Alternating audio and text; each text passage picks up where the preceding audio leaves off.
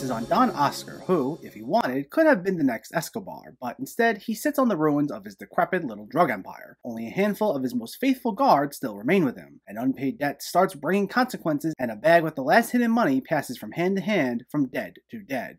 This just hit Netflix over the weekend, and it's described as a dark comedy. I hadn't heard much about it, though judging by the name, I figured a dark comedy that supposedly involves dogs can be kind of fun, especially as I'm someone who enjoys animals in films for the most part. Well, I was wrong. I'll be right up front and say this movie's an incoherent mess. It tries to be something in the vein of a Guy Ritchie movie, especially Lock, Stock, and Two Smoking Barrels and Snatch, where we get introduced to an ensemble cast of crime associates and the ways in which their stories intersect, but it has none of the style, flair, or personality that made Guy Ritchie's early works so enjoyable. The film is severely unfocused, and we're not entirely sure what the point is at times, or at all. We get that this is a bumbling group of criminals, but we're not sure where any of their misadventures are leading to, with storylines getting dropped as quickly as they're introduced, or simply fading away. Ironically, despite the title, there's only one actual Dogwasher in the movie, a character named Bobalito, who's associated with one of these gang members in some way, but I didn't feel like the film made it abundantly clear, and some of his interactions with the dogs were kind of funny, and he's meant to be more of an absurd character, but we needed to get a lot more out of him. In fact, I'd say we needed to get a lot more out of all these characters. None of them were really all that sympathetic, to be quite honest.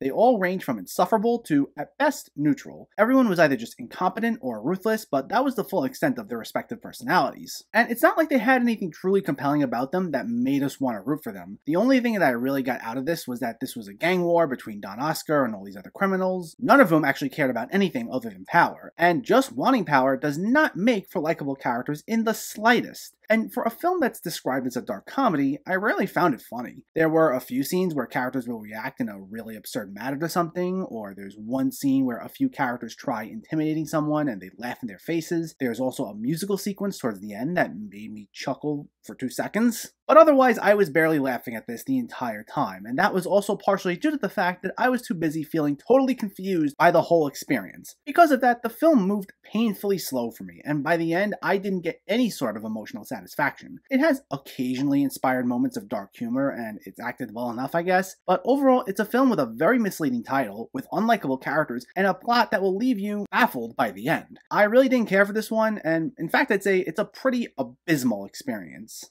Dogwashers gets a 1 out of 10. So, let me know, did you see Dogwashers, or are you planning to see it, and what were your thoughts? Were you able to follow the story at all, and do you have a favorite Netflix original movie this year so far? Let me know in the comments below so we can discuss. Also, if you enjoyed this video, please like it and share it, and for more movie reviews and film discussion, please make sure to hit that subscribe button to stay updated. Thanks for watching everyone, and keep having fun with film.